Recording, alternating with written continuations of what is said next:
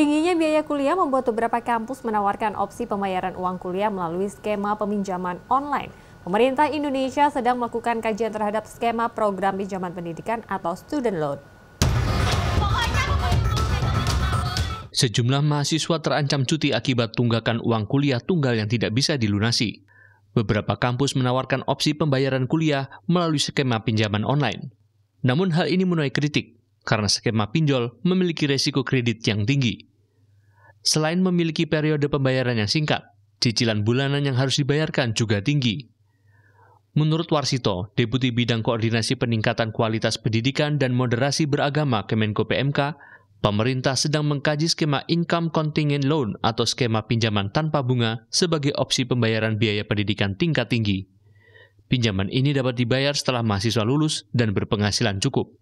Oleh karena itu terkait dengan kapan, ini kami jawab bahwa kami masih membahas dan tentu kaitan dengan juga regulasi yang harus melindunginya karena tidak dalam durasi 1-2, tapi karena nanti juga fungsi bagaimana ini adalah setelah lulus kemampuan juga sesuai dengan kemampuan membayarnya. Ini juga menjadi bagian perhitungan regulasi yang harus melindungi supaya nanti pihak perbankan ataupun pihak BLU yang mengelola ini benar-benar siap untuk melaksanakan program ini.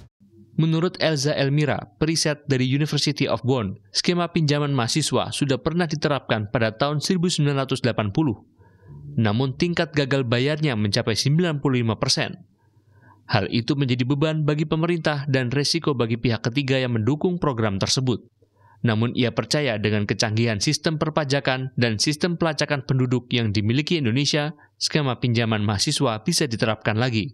Jadi memang waktu itu permasalahan utamanya adalah di trackingnya tadi seperti yang Prof. Warsito jelaskan tadi, karena sulit di tracking setelah mereka lulus, sulit diikuti ini kemana-kemana aja nih mahasiswa yang sudah dikasih pinjaman ini, dan akhirnya mereka tidak bisa diminta untuk membayar utangnya kembali gitu.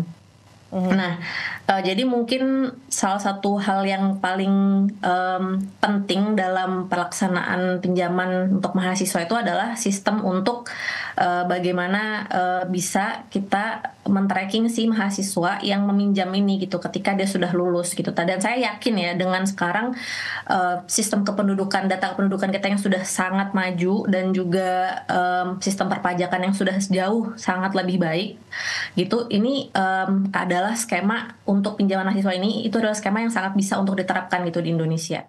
Opsi skema pinjaman mahasiswa diharapkan bisa berjalan dengan lancar agar masyarakat tanah air bisa melanjutkan pendidikan tanpa hambatan finansial. Tim Liputan.